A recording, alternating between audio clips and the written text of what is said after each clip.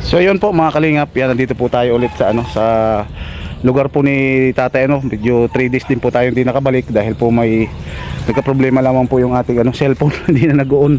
So maraming salamat po sa inyo dahil sa mga nanonood. So thank you so much po sa inyo. Ito po dadalang ko ulit siya ng pagkain dahil sabi po ng mga nandito ay pagkain lamang po ang pwedeng iabot dito sa kanila. Kaya at ito dadalang ko po ulit. Siyempre bago po tayo magpatuloy po natin kalimutan Kuya Bal Santos Matubang at Edna Blanc. So tara po mga kalingap, pumuntahan ko po ulit. Tay, good morning. Kumusta po? Kumusta? Kilala mo ako? Kilala mo ako? Hindi. Oh, di ba ako si Kaprom di kumain ka na po? Di pa. Ito, dinalang kita ng pagkain oh. Oh, kain ka na. At alam ko tanghali na eh. Tay. Abot lamang po natin dito mga kalingap yung pagkain po niya. Di ba sabi mo may sabaw? Opo. Ayan, may sabaw yan tay. May nakita ako ditong mangkok sa iyo no, na nasa na ito. Mangkok yung lagay ng sabaw, nasa na po. Nasa na po ito. Ito tayo yung tubig na binigay ko sa iyo, di pa naubos. Yan pa din yan. Nasa na po yung mangkok mo? Dito pwedeng ilagay yan. Sige tayo. So mga kalingap, at naligo ka na ba tay? Naligo ka na? Di ka pa naligo? Saan ka naliligo pag Wala, di ka naliligo di mag-iigib tayo ng tubig para makapaligo ka At ngayon ay malamig, baka masamang ka. Opo, ang dami na pati ng short ni tatay. Sige po tayo, buksan niyo po yung yung ulam. Hindi po ba siya yan tayo? Siya yung parang baka daw yan? Maganda baka? Ay, talaga mga kalingap. Dito po yung kanyang tirahan At sabi nga po ng iba, mga nakapanood po dito, lagyan daw ng kasi malamig daw po yung yung semento. Kumbaga wala talagang baka magkaubo. Buti ubo mo tayo, okay na Nung nakaraan inuubo-ubo ka eh. Opo. Nasaan na po yung tubig mo? Ito lang yung tubig na. Ba't malabo na siya? Bakit malabo na? Bibilang kita ng tubig tay. Kainin mo na po yan. Ibuksan mo. Yung kanin dito mo ilagay sa pwede na yan dyan sa plastic. Tapos yung ulam dyan mo po ilagay. Yan, ilipat nyo po pwede naman yung kanin ilagay nyo po dito sa isang plato na ito para kasi yung may sabaw baka matapon. Tapos si Tatay Romeo mga kalingap. Parang ginigiba niya itong na ito tayo, indutulak mo ito? Indutulak kasi parang nayupi ayan parang nayupi yung mo, kala ko tinutulak mo.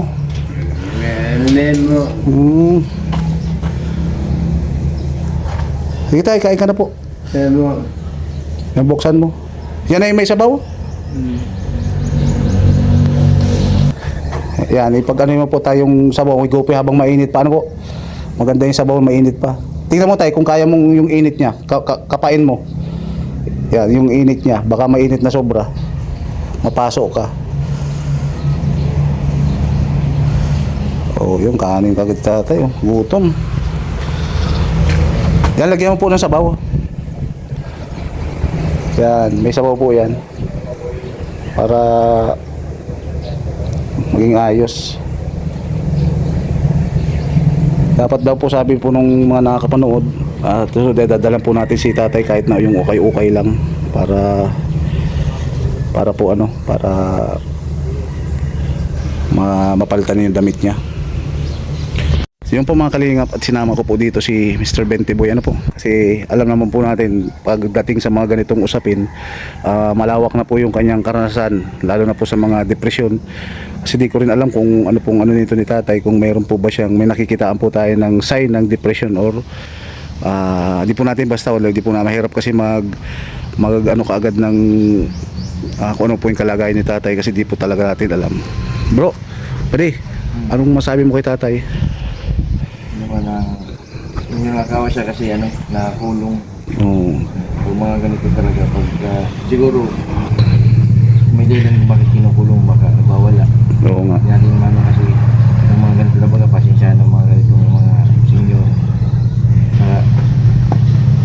Nasaan yung malaki ko yung maraming anak. Wala pa nga ako pa din na balita eh, kung ano ba. Kaya nga hanggang ngayon nakikipag ano pa rin ako sa mga nataga rito bagay, may nakakakilala ano. Kung ano man yung pwede nating ano diyan.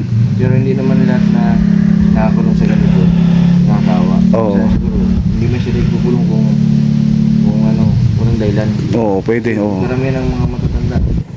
Parang may pagka-pagaanin, pwedeng na-depress. Oo, na-depress. Kasi siya mga ano na yan, yung iba baga nakalain kung saan nakapunta. Oo.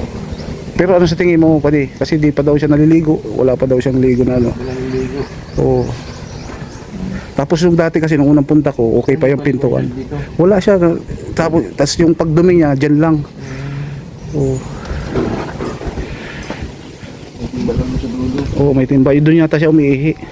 Pero sabi niya nung nakaraan, doon daw sa butas na yun, tinatapon yata. Oo, binabato lang niya doon.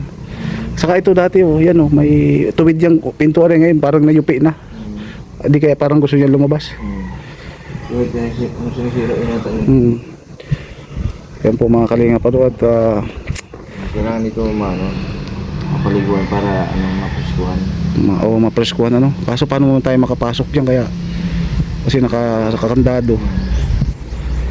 Pero nakalak Yan po. ang ganda nito. Yung susi, di natin alam nga kaya katatanong ko dun sa mga ano dito. Sakali para kahit pa paano mapasok, mapalitan ng damit niya ano. Para matagal na pati yung damit mo, pati yung O yung short niya madumi. Pero yan pa hindi nila kung tubig na karaan ang labo na. Yan lumabo na siya. Tayo naghihigop mo niyo po yung sabaw? Yung sabaw buksan niyo po tayo kasi para mapreskuhan yung ano mo maging kanina kasi nagugutom ka baga po. Yan, masarap yan tayo mo. Baka po yan, baka.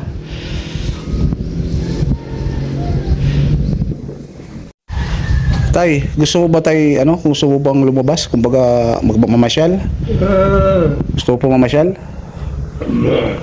Saan mo gusto pumasyal tay? Saan mo gusto pumasyal? Dait? Malapit sa dagat gusto mo? Yan po mga kalinga po, gusto daw po niya sa malapit sa dagat para kahit pa paano po ay ma-refresh po yung kanyang kasi hirap po ng kalagayan nito ni tatay at hindi po natin alam kung ano pong nangyari talaga. Ay, walang laking tindahan yan, sari-sari store lang. Ay siya, ay bumili po agad. Ay mga biskwit. Ay tama kasi sabi naman nung nakakilala din dito, mga pagkain daw kasalaga. Gusto niyo po ito? Meron na pero gusto niya yan. Sige tayo, ilagay niya po dyan sa loob. Abutin niyo po. Yan tayo.